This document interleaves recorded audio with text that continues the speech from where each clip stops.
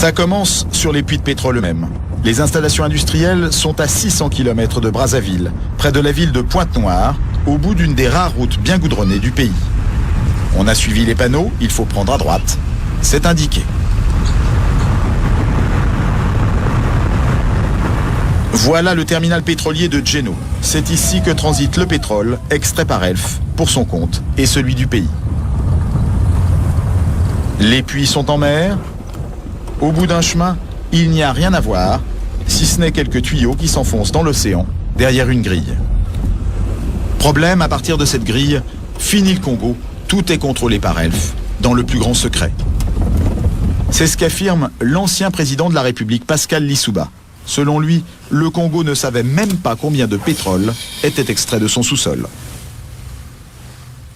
Nous ne savions rien de ce qui se passe et nous n'avons même pas la quantité du pétrole qui sortait de notre pays. Nous ne la connaissions pas.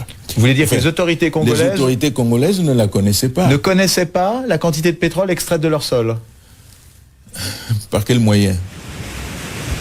Pour le savoir, il aurait fallu que les Congolais puissent se rendre ici, sur cette bouée qu'on devine plus qu'on ne la voit. Loin des regards, c'est là que les pétroliers viennent charger le pétrole.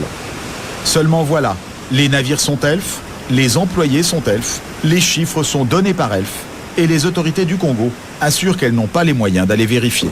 Gilbert Songuissa a dirigé pendant plusieurs années les services de contrôle pour le ministère des Pétroles. Selon lui, c'était mission impossible ou presque. Pour aller contrôler, naturellement, il faut faire appel aux moyens des compagnies pétrolières.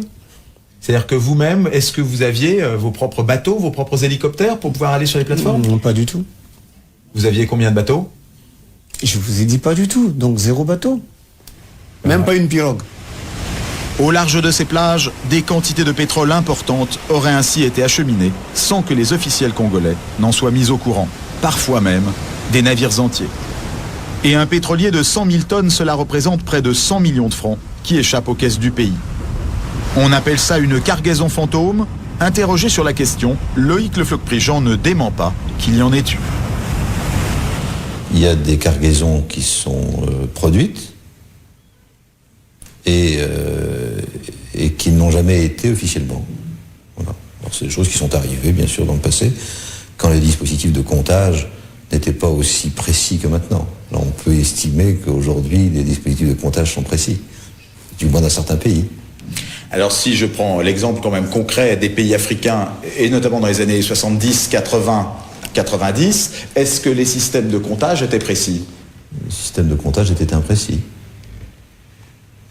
Ces manipulations, les cadres congolais du pétrole s'en doutaient, mais impossible alors pour eux de poser trop de questions à Elf. Dans sa maison de Brazzaville, nous avons rencontré Saturnin Okabé.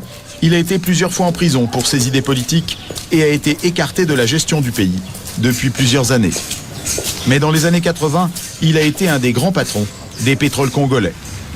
Selon lui, il n'était pas facile de contester ouvertement l'honnêteté d'Elf et des autres compagnies pétrolières.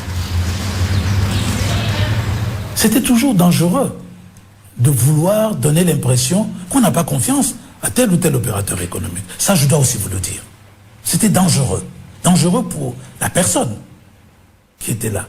Parce que c'est quand même l'affaire pétrolière, et il faut le dire, est quand même une affaire de gros sous. Pour avoir mis son nez dans cette affaire de gros sous, il raconte avoir été tout simplement viré de son poste, un des plus importants du pays, en 1991, du jour au lendemain.